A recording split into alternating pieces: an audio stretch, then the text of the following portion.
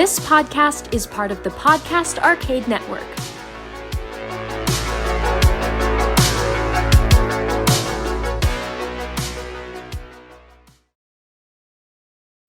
Welcome to episode 58 of Paranormal Dads. I'm your co-host, Pat. I'm Eddie. And I'm Andy. Join us as we go in search of the world's monsters, myths, and mysteries right here on Paranormal Dads.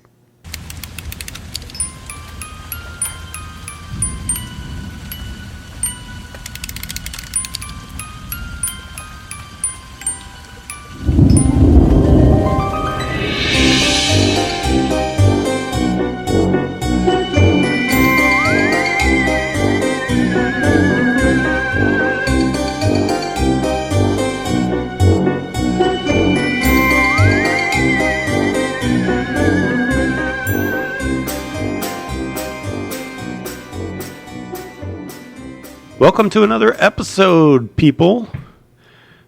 How you guys been? Are you ready, people? Are you ready? Like Kevin Cronin from REO Speedwagon. Hey, people! They're coming back to Omaha. Wait, what? Yeah, they're coming to Ralston, like in October. I've seen REO like 3 or 4 times. When I was a kid, I thought it was an Oreo Speedwagon. Like it Oreo was a bunch of cookies flying out the back. Like, here we go.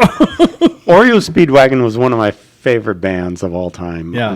One of my very first. Actually, I didn't buy their first album. My mom wouldn't let me buy the album because of the cover. What was the cover? High Infidelity. I think I bootlegged it from the library on a cassette tape. That's how you did it just before listen Napster. to it. How you did it. That's how you did it back in the day. You hit the play and the record button at the same time on your little handheld audio recorder next to the radio. But yeah, I love me some REO Speedwagon. There it is. Yeah. Bring your milk. That's cool. They're coming back. Yeah, I'm doing great. The summer's winding down, like we were saying, and speaking of music stuff, I last year during the pandemic, I came across this artist named Lucas Nelson, who is the son of Willie Nelson. And he's no slouch. He's actually really good. More of a folk rock kind of guy. So was he born under the influence, or He's born high. Did he just come out of the womb high? Just born with a joint in his teeth. That's a bad joke. Sorry. I know. No, Sorry. it's funny. I mean, that's what Willie Nelson's known for. Yeah. But going to his, he has a lot of great songs. He has songs about like aliens and paranormal stuff and outer space, and it's a great. Yeah, who thought like the country folk guy singing about outer space and aliens, but he's got it. You know, there's still a genre open. Has there ever been a band that specializes in like creepy music or Halloween music? Oh yeah. I mean, I know there's scary type music out there, but no one's really seized that Halloween niche. Well, you got like, I guess I'm not real familiar with their music, but like Marilyn Manson. I mean, they look creepy. Yeah. Kiss, they look creepy. Their music isn't creepy. There's a at all, recording artist named Ghost, who you should look this up. It's very, like, it's not good for kids, I don't think, but it's very paranormal and almost horror style, like rock or metal. I'm thinking more of like us. Like, where's the paranormal dad rock? Where's the songs about Bigfoot and Mothman? I can play cowbell. That's about it. There we go. Or maybe tambourine on a good day. That's all we need. Yeah. Get Eddie on lead vocals. What would you play, Pat? Oh, I'd want to be a guitar player. There you go. Pat's got the guitar. You got the cowbell. We got percussion. I can play the jug. We got strings. Boom, boom. We got the jug. Anyway, that'd be all fun. Coming soon to a stage near you, Paranormal Dads, the rock band. Live. Yeah. Well, speaking of all things fun and music, get your ears all tuned up and ready to go. I think Pat. You. It's me. It's you. Why am I so It's cool? all you. Why am I so? I am the one who has the recent sightings. Let's get on with it. There we go. All right. I'm going to say 3 words to you guys, and I want to know, and you, intrepid listener, what they mean for you. Black Knight Satellite. Have you heard of this thing? I think I, in fact, have. It pops up now and again, and people don't know what it is, right? Yeah, they don't. Well, I mean, there's someone who has to know what this is, but above the earth. When I'm thinking Black Knight, I'm thinking Monty Python. I'm thinking the Dark Knight of Monty Python. And the Holy Grail. So good. Just a flesh wound. Anyway, He's just legs and arms laying on the ground. So the Black Knight satellite, for those who maybe aren't aware, but maybe you are, just a fun little recap. There is been seen even in some cases and observed. There is a satellite of unknown origins. It is shaped very interesting. It has a lot of odd angles to it. It almost looks almost very UFO-like in some ways. I mean, and it's just odd. It almost looks similar in a way to like a stealth, just with all those cuts and grooves and angles, and every angle has another angle. It looks like it's made to deflect radar. Yes, it's very stealthy. That's a very good word for it. But it's spotted in outer space, which means it's in orbit, so you can rule out it's not a stealth fighter. Oh, no, or a stealth bomber. They don't go that high. It's orbiting around the Earth. No one knows whose it is. It's clearly a designed object. It's nothing natural, and no one claims it. I've never heard of this. No government, no private industry. No one claims to know what this thing is. So you got Americans and you got Russians on the space station together. Yeah. Yet no one will admit. Yeah. You would think it would be one of the two. I suppose China could be. Could be. You But there's no governments, no world governments that have claimed ownership of this thing. No one's been able to, there's been some photographs from space taken of this thing. It's a very odd looking object. And this is where it gets a little bit weird. It must have been in a low orbit. Some of the photos that have been taken from the Mars rover, there was a shadow off to the side, not cast from the actual rover itself. It was far enough away that they could tell that it was not connected to the rover. And the angles of this thing being shown down from, like I said, it was being backlit. The angles of this, when you take and overlay the Black Knight satellite over this shadow, it almost all the major angles of it line up perfectly. And so the thought has been that we can't really, and I can't say we, to what I understand, and there's probably the government probably has this thing tracked and tagged and knows exactly where it's at, wherever it's at. But the idea is that there's times it's able to be seen and times it's not, like implying that it might just leave orbit and then do its thing and then come back and reposition itself back into orbit again. But the theory was that this thing actually has gone over to Mars. Really? Well. Yeah. And when you line up the shadow of this photo along with the pictures taken of it in space and you rotate it and lay it on top, it's almost the exact silhouette of this thing's shape. Huh. It's a very odd shape. I've seen nothing like it before with this. So the Black Knight satellite, to this day, especially with all this new UFO talk, there's all this attention being paid to orbiting objects around the Earth. And so a lot more people are kind of paying attention to this thing. But that's been the recent thing about the Black Knight satellite has been that there's a theory with all of our activity on Mars lately, with more to come, that we may have stoked the interest of whatever or whomever is using that satellite to come and check out what we're doing on Mars. It's weird. Nobody's claimed it. We know what every little space junk, dude. Every bit of space junk is mapped and tagged. Yeah, there's a wrench here, a socket there. Oh yeah, I mean they know where all of it's at. But it almost makes me wonder if it's like a project gone wrong, like a reject that they were too embarrassed to claim ownership of. So maybe it was a Russian thing that never panned out. They're like, whoops, yeah, that's not ours. That's just something else. It's the Dr. Frankenstein reject of somebody's space mission. They've gone as far as to say that it's space junk. That's been the big thing. It's like, it's a piece of space junk. It's nothing. It's a piece of an old fuselage. It's a whatchamacallit. It's a who's it, what's it. Yeah. But the observations and people who actually kind of try to track this stuff have said it has a stable orbit that's intentional, because apparently there's different, a thing that would eventually, space junk doesn't have stable orbits that last forever, not forever, for a long time, and other movement type thing. And that was one thing too, was like the orbit will sometimes change, like it will disappear and then come back. So Black Knight satellite potentially on Mars, or not on Mars, but observing our actions on Mars. What if it's like a bunch of kids from the internet and they got together and let's build a spaceship and send it up to Just get Phineas and Ferb, send it up exactly.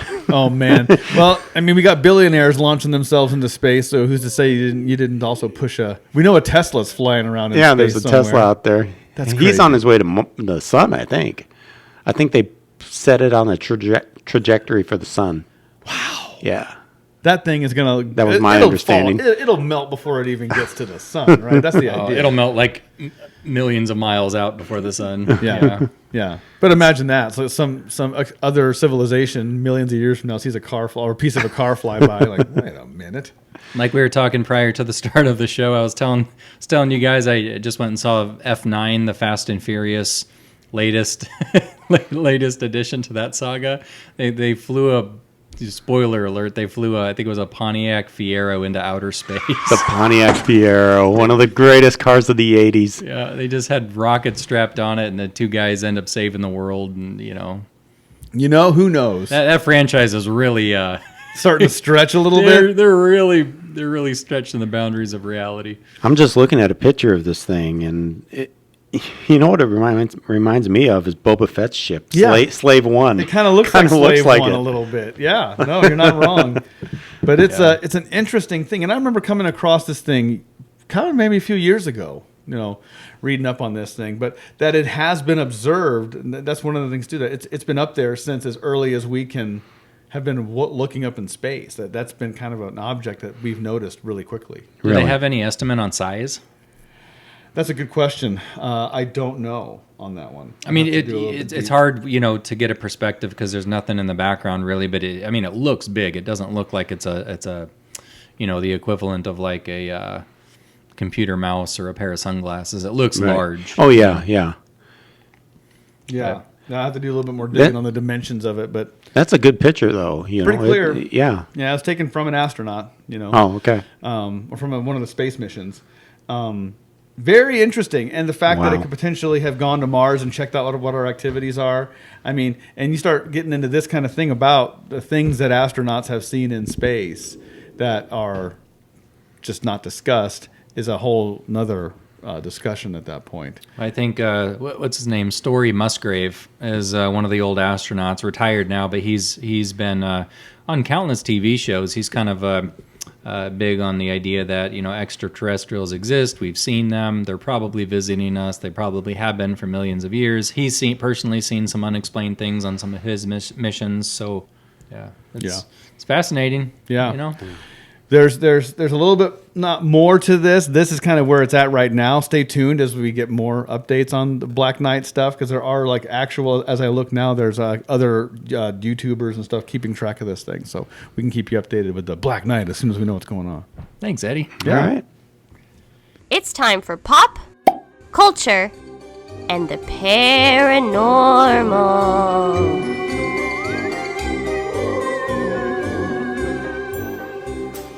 All right, guys, recent sightings. This is pretty much a continuation of a segment that we did a few episodes back, talking about some paranormal and mysterious-based shows that are on TV or have been on TV. Of course, some of these shows are not airing new episodes, but you can still find clips and in some cases whole episodes on YouTube if you look there. But you guys ever watch any paranormal shows? I know us dads are busy, but still. Yeah. I mean, I'm a big Josh Gates fan. I really like his shows. I like Ghost Nation. That was one of my. That's the former Ghost Hunter guy, isn't it? One of the guys. Yeah, they were the guys who did.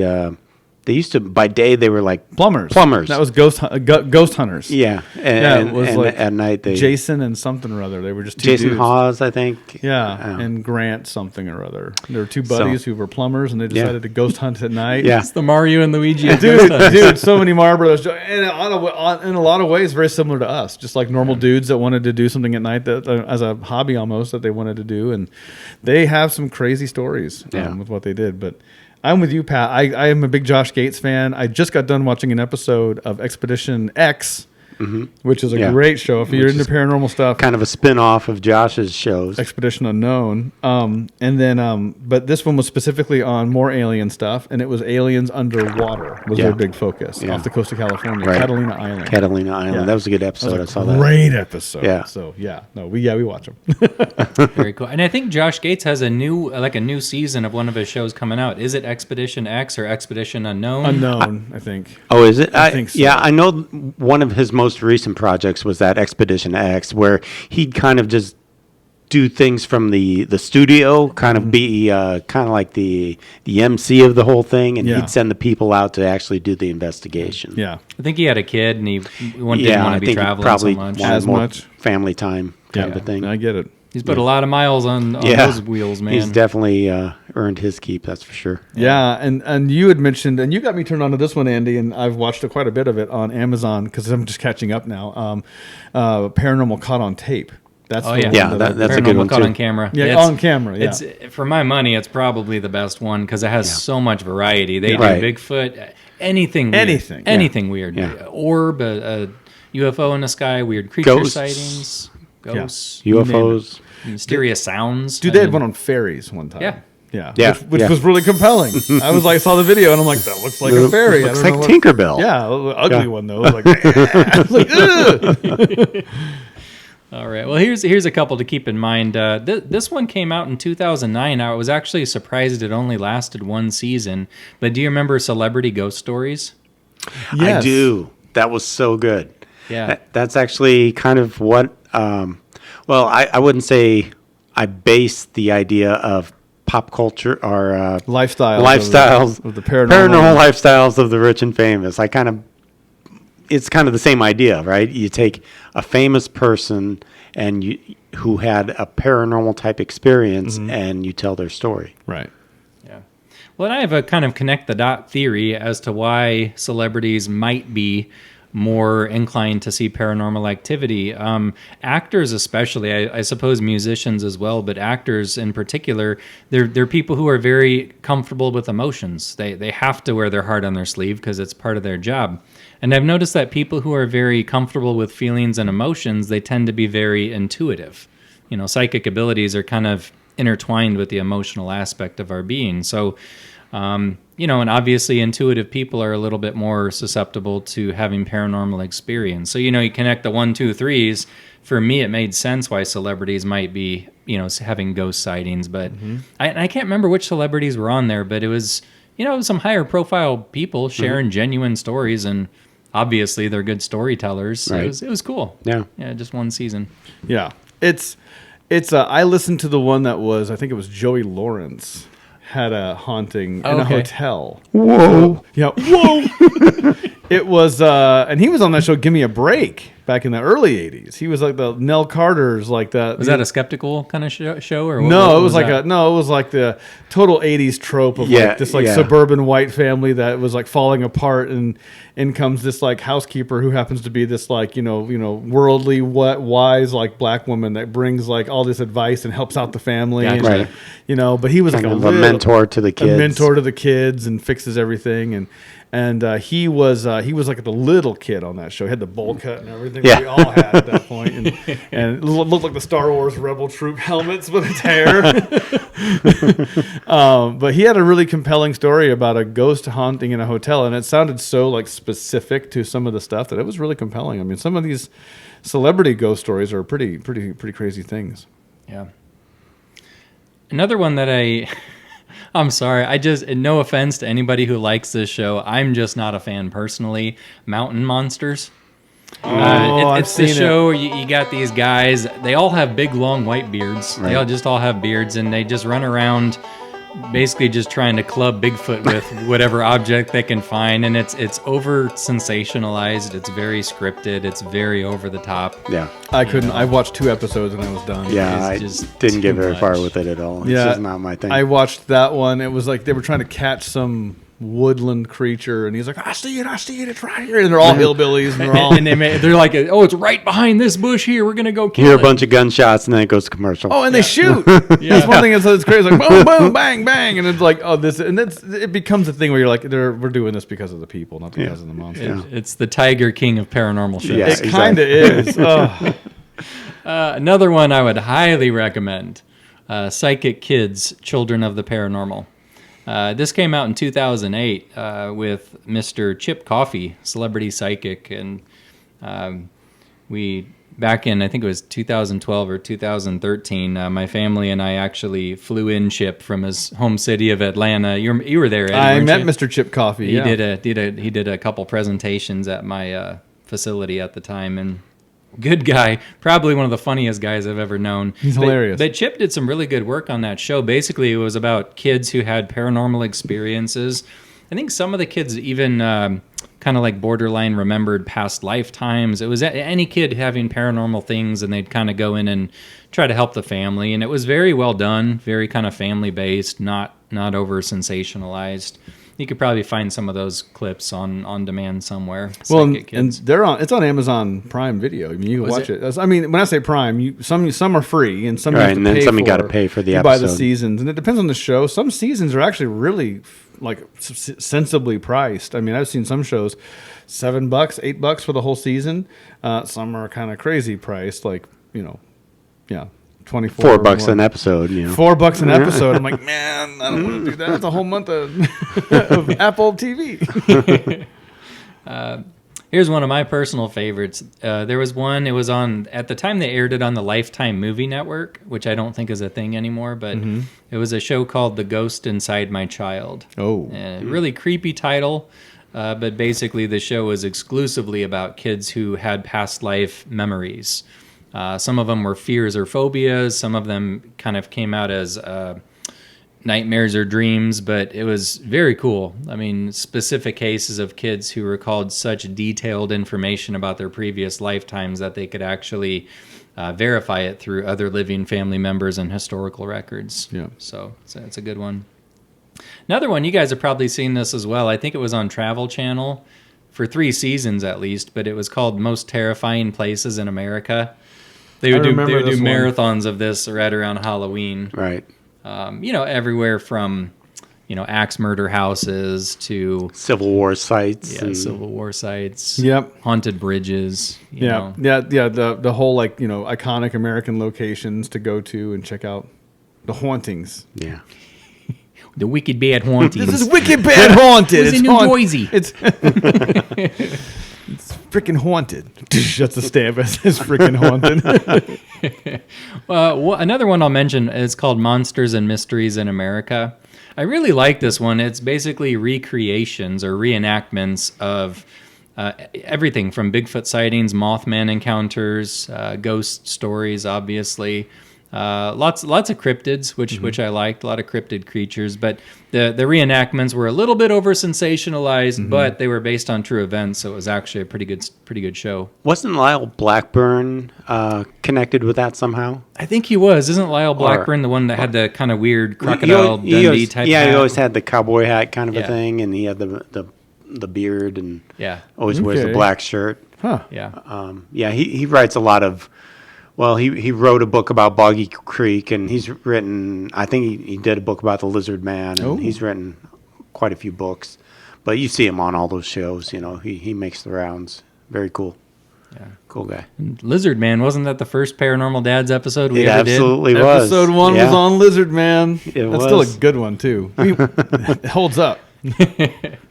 One of my personal favorites back in the day, Cliff Barackman, Bobo, Finding Bigfoot on, wasn't it on Animal Planet? It was I on believe either so. Discovery or Animal Planet, Yeah. one of Yeah. the two. Yeah. I love that one. They have a newer show out, basically the newer version of that. It's called Expedition Bigfoot, which I have nothing against. It just doesn't, for me, it's just not quite as good as the Finding Bigfoot episodes. Yeah, it's a little more serious. The people there are, I guess, more. They seem to be more scientific. Fancier gadgets. Yeah, and not quite as. One of the things I like about finding Bigfoot is you could tell these 4 people enjoyed being with each other, and they had a good time when they were out and about. Right. They were friends. Yeah. You could tell they hung out after work. Yeah. I think Cliff and Bobo actually do a podcast together They do. nowadays. Don't they? Yeah. Well, we were lucky enough to meet Cliff when we went to Hastings, Nebraska for that Bigfoot conference a few years back. And actually got proud to say I have Cliff's autograph on my Bigfoot cast downstairs in my man cave. Yeah. So, Yeah. Very cool guy. Very approachable. super nice guy. Very cool guy, and told us a story about a dog man Yeah. that'll curl your That hair. was a creepy story. Curl your hair. Yeah. Maybe we could tell that sometime. Sometime. We might have even, did we include that in an episode? We have an episode about our time at the Bigfoot conference, and we might have included that. I can't remember. I have to see it. It's I don't on know. there. I have to look. If we didn't, we should talk about it. Go check it out. Listen to that episode. It's back a little ways, but Yeah, it's back. but you said a couple years ago. it was our trip to Hastings to the Bigfoot conference. Well, the last show that I'll leave you with for this segment, we've already mentioned it, but Expedition Unknown with Josh Gates. Travel Channel, last I checked, it ran for 8 seasons. And gosh, it's one of the, I think one of the only paranormal and mysterious type shows that included a lot of humor. Josh Gates as the host, he's hilarious. Yeah. There's a lot of dry humor. There's some sarcasm. Dad jokes. A lot of dad jokes. A lot of puns. But they cover not just mysterious creatures, but mysterious locations, disappearances, and he's not a how should I say? He's a believer, but he's also one that he needs proof, he needs evidence. So he's not skeptical, but he kind of rides the happy middle ground between going to either extreme. So I think that's important in a lot of cases. Can I offer a bonus? Please. Show. The Secret of Skinwalker Ranch. Yes. It's a great show. 2 seasons now. I just finished season 2 maybe a few weeks ago. Have you been watching this? Have you been keeping up? Not as far as you. Okay. I started it, and you were getting me going on it again. It's such a good show. This is where it's like, that place is something's up. And they have got every scientific measurement instrument that you could possibly throw at this place, recording everything from seismology to radiation to temperature to magnetism to anything. Just straight up normal, just cameras on everything. They've got everything from UFOs that just show up out of nowhere, just like boop, just like materialize. You got cattle mutilation happening there on camera. You got you got like camera. some weird like wolf looking thing that looked like this is all skinwalkers. Oh. This is It was perched on the rock, and then it just kind of ambled off. Is that the one you're talking about? No, this is the one that attacked their cow. They have it on camera. There's some weird wolf looking thing that's huge. And it somehow got in and got out of the pen, and they were like, it's bigger than any wolf they'd ever seen. Anyway, the show is crazy, and they got people dropping like flies. Like the one guy, they start digging, and then one guy has like a brain aneurysm. Yeah, and just drops. I saw that one. It's like this show is nuts. Secret of Skinwalker Ranch. Yeah. And when I first heard about Skinwalker Ranch, I thought like a ranch, like it's a ranch, and it's on a couple acres, and it's some guy's farmhouse. No, by ranch, like how many square miles is it? It's enormous. They said something like, isn't it like 30,000 square acres or something like that? Yeah, I'm not It's sure. big. It's like larger than a city. Big site. It's big. Yeah. It's a large area. The idea behind it was cursed by a not the Sioux. It was cursed by the It was. Yeah, I can't think of the tribe. Navajo. might have been one of the tribe, but it's cursed ground, and so within that there's a lot of stuff. Anyway, it's a great show. It's on Amazon. Check it out. There you go. All right. Happy viewing, everybody. And again, you're gonna have to dig to see which show is on which network, which one you can find on demand. But those are some of our personal faves. So anyway, up next we have Main Mystery. Mystery. Pat, yeah, get your backpacks on, people. I feel like we're going on a hike in the woods here, right? Into the woods. Into the woods. Into the woods. Into the Into the woods. And home before dark. And now it's time for the main mystery. We're going hiking into the woods today. Into the woods. This is 11 haunted forests around the world that will give you the chills. Man, Womp, womp, womp. the forest has already got a paranormal feel to it. When you walk in and you're just like, I'm not alone. I love the forest. I love it. I love being in the forest. Yeah. It's just, it's so kind of creepy and spooky, and the wildlife, the sounds. It's just, it's cool. That's my element too. You know, some people are we were just talking. Some people are drawn to the ocean. Some people are drawn to mountains. I like the forest. I remember being in northern Washington, almost up so close to the border of Canada. We were picking up Canadian radio stations, and that I was in a logging road in a forest so quiet, man, you could hear a mouse fart. And it was, you know, and you just wondered, like, okay, is something watching me in here? It felt very squatchy. Yeah.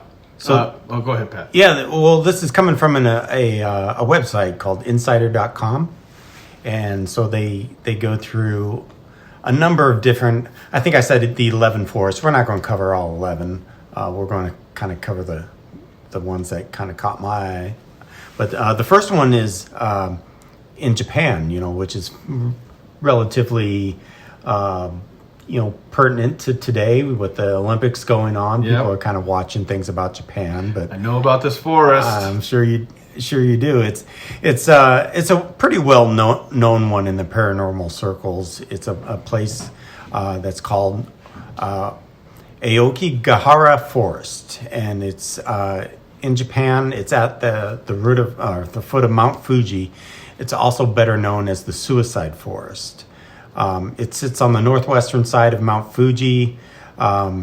It's the definition of tragic beauty. So you mix all the sodas together. Yeah. At the base of the mountain. And then you drink them right there in front of everybody. Did you ever do that as a kid? Just hit every button on the soda fountain? Oh, yeah. You're like, look at me, I'm a monster. And you drink it. It tastes like garbage. And you're like, ooh, it tastes good. I like it. It's not PC anymore to call something a suicide drink. I know. Yeah. They would call it a mixed drink. I know, but that's what we called it back in the day. That's what we called it. Yeah. That's what we called it. Yeah. But sometimes this place is referred to as the Sea of Trees. It's, of course, been the site of numerous suicides dating all the way back to the mid-1900s. In fact, it's been such a recurring theme in that forest that the government quit releasing statistics on how many people are choosing to take their own lives in this forest because they don't want to encourage it. Mm-hmm. You know, they don't want to put ideas in people's heads. Speaking of the government, they actually have signs on the heads of the trails that say, you know, if you're thinking about coming in here to end your life, and they'll give like a suicide hotline number. They'll say, you know, your family wants you here. There's all kinds of, you know, signs to that effect. Encouraging you to stay alive and don't reconsider what they're thinking about doing. Let's see, the reason for its reputation could have something to do with the fact that the Japanese mythology has long associated the forest with demons, and plus tightly packed trees make it easy to get lost or even hear things once you get into the depths of the woods. And it just provides an exceptionally isolated destination for you to go. Spiritualists in the country say Akigahara is the hotbed, also a hotbed of paranormal activity. Spirits are said to scream through the night, and even bodies of the dead will move on their own out there. Many are prevented from escaping the forest's depths, as a common experience are compasses being rendered useless by the rich deposit of magnetic iron in the area's volcanic soil. The forest is said to be the world's second most popular suicide spot, the first being the Golden Gate Bridge in San Francisco. Really? I didn't know that. Yeah. I thought it would be the Hollywood sign. Oh, yeah. But even if you don't believe in ghosts, you're likely to get spooked by the everyday items that litter the forest floor. You know, you find lots of personal effects from people who went into the forest and never came out. So, yeah, creepy one for sure. But I know Mount Fuji has a certain amount of paranormal stuff associated with it in general. Just like that mountain has a lot of significance, culturally and just story-wise. There's a lot going on, and then that forest is crazy. I think there are some documentaries on it, even if people wanted to look it up. But it is dark. yeah, You're not going to go on a Sunday hike there for fun. No, you're not walking out feeling good either. Like you were saying, there's reminders everywhere that people have come in here and ended their lives. Yeah. So I mean, it's kind of a dark topic, but we do want people to if there are people listening to this show who are having problems, feel like they've kind of reached their end, the National Suicide Prevention Lifeline, 1-800-273-8255. We just want to throw that out there. Just realize that you matter, your family, your friends, they all want you here. So we'll move on, but I did want to throw that in there. Absolutely. The next one is Isla de la Municas, and I don't know if my Spanish is correct, but Eddie has good Spanish. The isla? Yeah. Isla de la Muñecas? Isla de Muñecas. Muñecas. The Island of the Dolls. Oh, man. Which is in Mexico. It's reportedly haunted by the spirit of a young girl who drowned there. Yeah. As if the forests weren't scary enough on their own, this one is located along a canal near Mexico City. It's covered in dolls that hang from the trees. Local legend has it that the island's caretaker hung the first doll in honor of a little girl who was found drowned on the island, and the doll was thought to be hers. The caretaker then felt as if he was being haunted by the girl's spirit, so he continued to string up dolls in hope of appeasing her. 50 years and plenty of dolls later, he reportedly drowned in the same spot that the girl did. Now, if you look at the pictures of this place, there are Barbie dolls. There are just, regular, dollies that you would picture. Parts of dolls, doll limbs, doll heads, just everything just kind of nailed to the trees. It's really kind of a creepy looking place. I'm thinking sometimes less is more. Why do we need 5,000 dolls? One would be enough.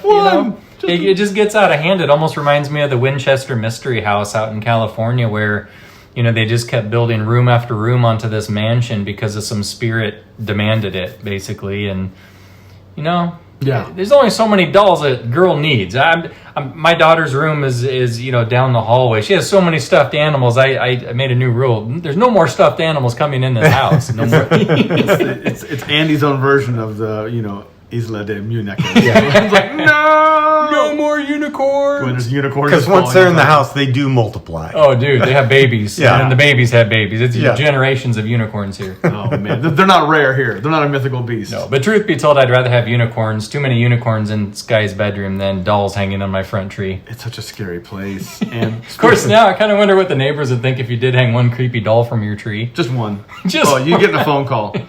They're tying this to the last episode. There's actually an episode of Expedition X where they go to this island and they spend the night there, and it gets crazy. I think one of the intuitives in the group had a freak out, and she almost couldn't. She either had to leave or she wanted to leave. I remember because that's the first time I ever heard of this phenomenon. Nuts. Yeah. Spooky place. Next one's Hoya Forest in Romania. It has a spooky clearing where nothing has ever grown. There it is. And I've seen this place before. It's a circle. It's a perfect circle of death. So this place, if you fly over it on a plane, you see nothing but trees, and then all of a sudden there's a big open circle. Mm-hmm. I saw this on a Josh Gates. It's just dirt, right? Yeah. I saw this on a Josh Gates show one time. They actually trekked in there. They had to fly there, kind of fly into the area, and then hike in through the woods. And they did find the place. It seems fitting that the haunted forest in Romania would be located near the unofficial capital of the country's Transylvania region. Hoya was first recognized for being haunted when a military technician photographed what he claimed to be a UFO that appeared in part of the forest known as the Clearing in 1968. The Clearing has stumped visitors, locals, and even scientists for decades. It's a spot where nothing grows and nothing has ever grown, according to official records. What's even weirder, though, is that the trees that do grow in the forest grow in odd patterns, zigzags, and spirals that no one has ever been able to explain. So I remember watching Josh Gates investigate this place, and actually somebody on his crew got sick while they were there. Yeah, like pretty bad sick. Yeah, it was almost like, I don't know if it was like a radiation kind of a thing, but it was weird. Yeah. The way this guy got really sick really quick. I want to say they tested the soil too, and there was like 0 microbes, 0 anything, nothing Just in there. like sterile, huh? Yeah, it was just dead. And there wasn't any necessarily, I don't recall, but I want to say there was no like poison or traceable anything in there that would say why it was dead. But it was dead soil. And it's in the middle of this forest. It's the craziest thing you've ever seen. Perfect circle. It's huge too. It's a big circle. You can tour the forest at night, although many have reported feeling an odd sense of anxiety or nausea or the feeling of being watched while you're there. So, really creepy place. So, not doing a campfire there with s'mores and ghost stories. You could use one of the spears from Vlad the Impaler. Put a marshmallow on it. And, the s'mores will send you to hell. No. Break out your guitar, start singing Kumbaya. Catch it on fire. Till the strings melt off. pop off and start strangling you. All right. The creepy Black Forest in Germany inspired stores. Isn't that where gummy worms are from? The Black Forest gummy bears. Black Forest ham. Or gummy bears. Yeah. Some delicious meats. So this forest has actually inspired the stories written by the Brothers Grimm. So the name of this forest already sounds ominous, but the Brothers Grimm solidified its haunted reputation by using it as the setting for many of their fairy tales, like Hansel and Gretel. Hansel. Hansel? Hansel? Hansel? Hansel? Hansel? Hansel? Hansel? Hansel?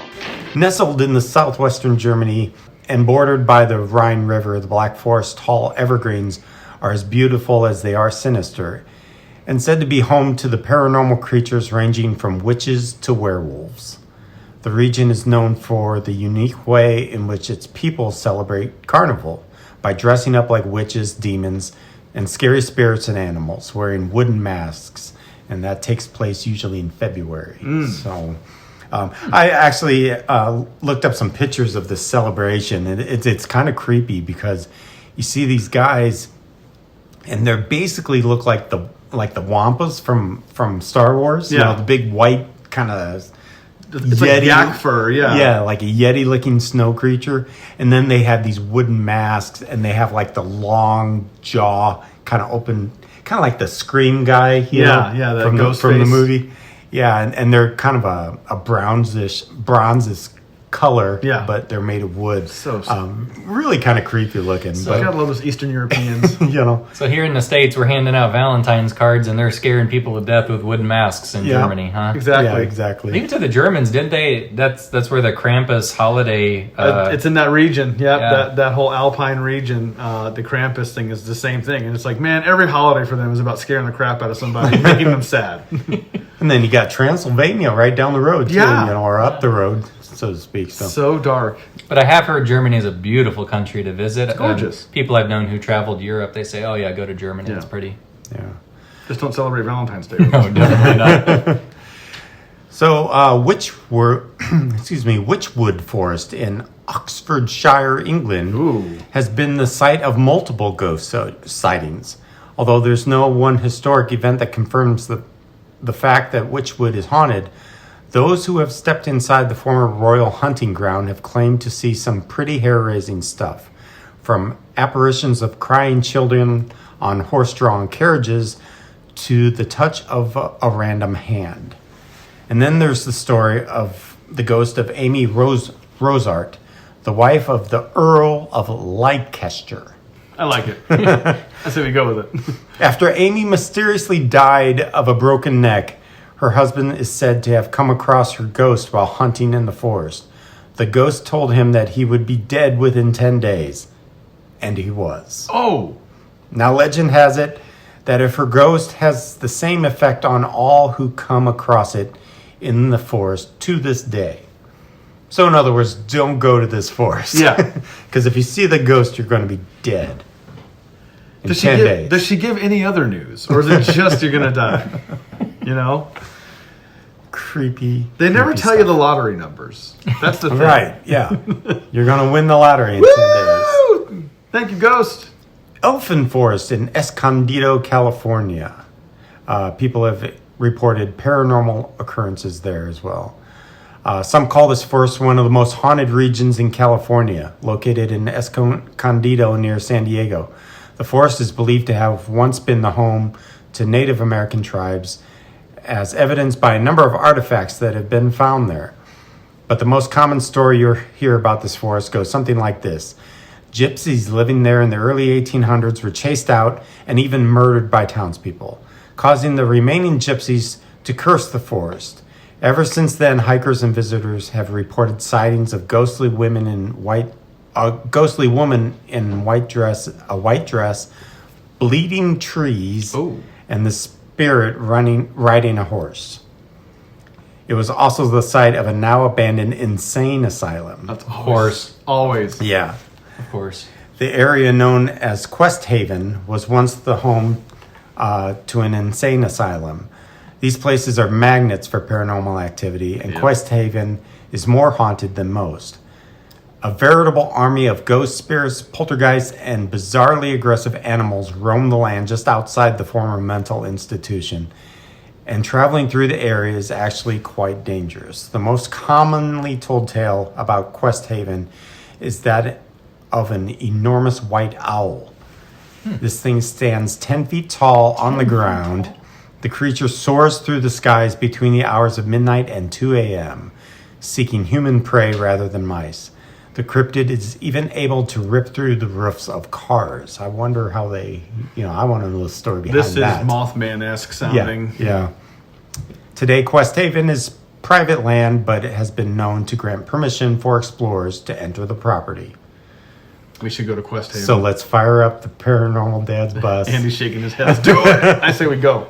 My thought is, have they ever built a mental institution? Like, when you build one of those, it's going to be haunted someday. Yeah. Show me it's gonna one be that's bad. not in use, that's not haunted. Yeah. You know what I mean? It's an inevitability. You have a compromised population out in the middle of nowhere, and at the time, a lot of those places, there's some pretty ugly things that went down. So it's like you have a witch's brew of a paranormal magnet just shooting off fireworks into the sky, Plus the sheer size of them. You got hundreds of rooms, thousands and thousands of square footage. And it's just all the makings for a haunted place. Quest Haven. Quest Haven. Putting that on the list, Andy. Yeah. you go. Put a pin on the We map. could go down there. We could hit the Queen Mary and go to Quest Haven. Yep, we can go to Disneyland. And Disneyland. And then, Head a bit further north, you got a lot of squatchy territory in Northern California. yeah, Mount Shasta and all that. That would be awesome. Dow Hill Forest, India, also has a spooky reputation. Dow Hill surrounds the Dow Hill Victoria Boys School, which is said to be one of the most haunted places in India. While the school's hallways are said to be filled with the sound of footsteps even when it's closed for vacation, the forest is even creepier. Rumor has it that it even has seen multiple murders, and woodcutters have reported sightings of a decapitated boy walking along Death Road, the path that stretches between the school and the forest. Okay, first of all, It's called Death. it's called Death Road. Excuse That me, should sir. be your first clue. What's the name of this street, sir? Death Road. Death Road? In other words, do not go there. Do not pass go. Do not collect $200. I don't care if I'm homeless and the only house available is a house on Death Road. I'm like, I don't live in this house. Oh yeah, you just go down the Death Road. You take a left. Wait, what? The Quickie Mart. It's just down you said Death that Road. really quick. What was the road? Was it Death Road. Oh then my! take a left there. No! Who names your roads in this town? The planning director's an angel of death. Death Road. Death Road. Pine Barrens, New Jersey. There it is. There it is. It always makes my skin crawl. Pine Barrens. I don't know what it is about it. Something about it, dude. Yeah. It's scary. That's Jersey Devil territory. There you There's go. another right episode there. of Expedition X where they had a legit Jersey Devil encounter. Yeah. Which I'm back on the bus of believing this thing might be real. Anyway. Pine Barrens spans 7 counties and contains ghost stories galore. During the colonial era, the area was bustling with sawmills, paper mills, and towns to accompany them. But they were all abandoned when the coal was discovered in Pennsylvania, leaving eerie ghost towns in their wake. The forest is also said to be home to the infamous Jersey Devil, a beast that the Pinelands Preservation Alliance describes as a kangaroo-like creature with the face of a horse and the head of a dog. Bat-like wings, horns, and a tail. According to folklore, it was the 13th child of a woman named Deborah Leeds who offered it up to the devil while pregnant with it in 1735. It seems extreme. I'm just saying. Upon its birth, the newborn sprouted talons, hooves, and wings, killed its mother, siblings, and the midwife before disappearing. Sightings persist today as it continues to terrorize livestock and humans. That kid had oppositional defiant disorder just right out of the womb. Yeah. You know? Just... Yeah. I'm going to break the rules because I want to. What road is this house on? Death Road. Death Road. She was born on Death Road. Epping Forest, England is rumored to be haunted by murder victims and even deceased soldiers.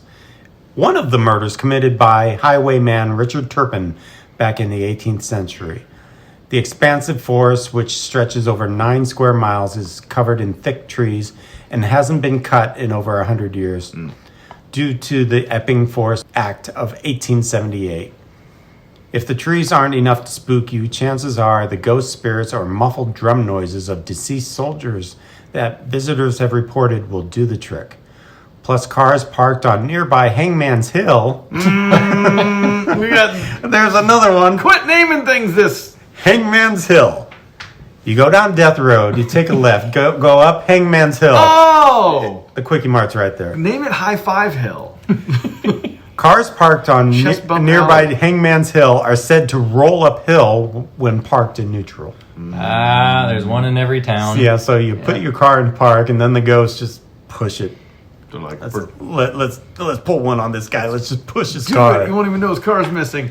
There are like gravitational anomalies on the Earth where stuff will roll the wrong way. I know. I've seen.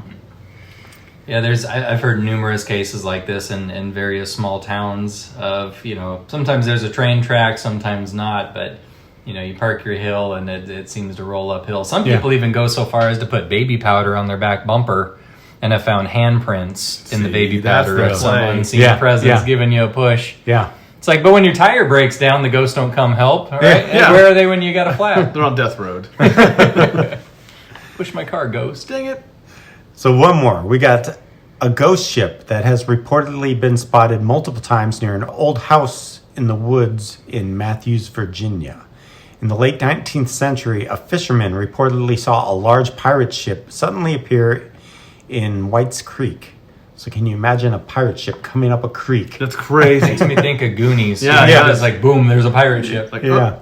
Shortly after the ghost ship appeared, it reportedly sailed onto the shore and into the forest, where shadowy crew members could be seen climbing down a rope and into the woods. Whoa. So I'm thinking like Disney World Haunted Mansion, Yes! seeing these creepy guys coming down, climbing down the pirate ship. That would be That weird. is insane. Or almost like Pirates of the Caribbean movie, where didn't they have some ghost pirates in that? Well, Yeah. that was them. That was the whole. They were cursed, and Yeah. they were basically like undead pirates that would turn into their ghostly forms in a full moon.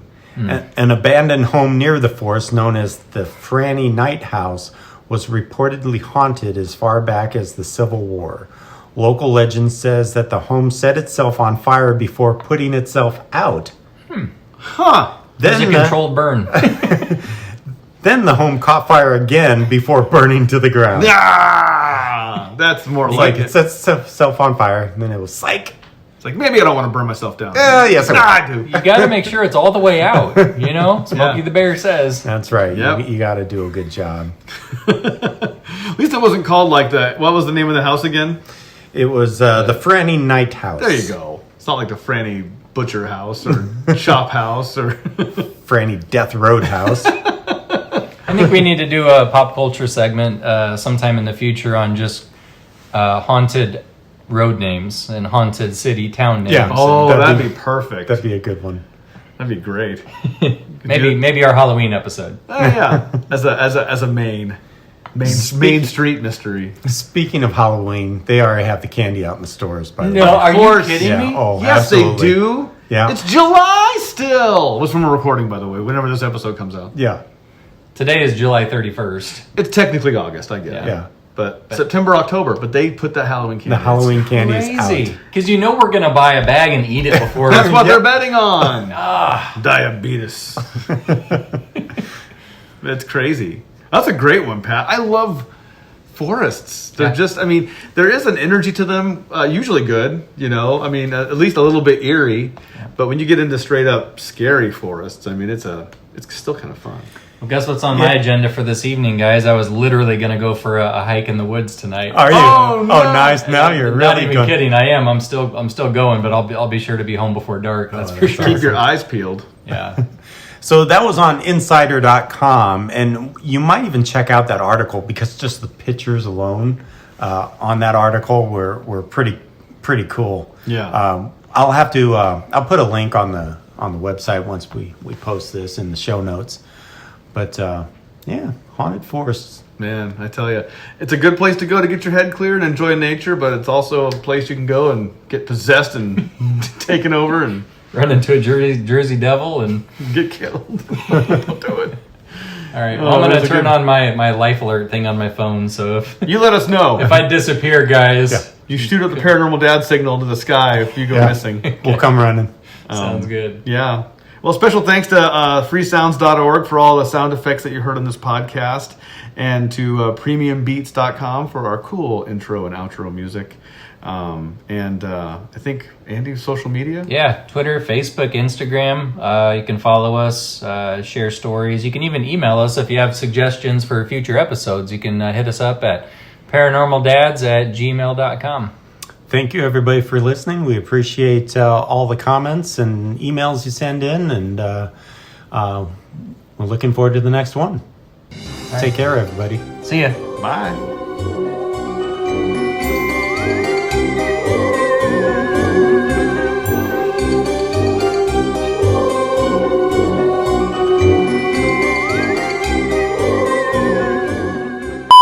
Like a true professional. That was big. That's Pat's big vocal. I wrecked my vocal cord. George of the jungle. Watch out for that tree.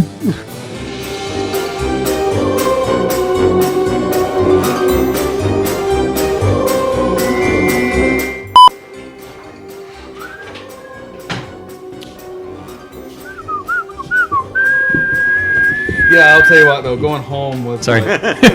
Sorry, yeah. Well, he was way over there, and I thought he was the one whistling, and I'm like, Pat's ears are bleeding over how is here. that happening? I hit a new octave. right. I could have shattered glass.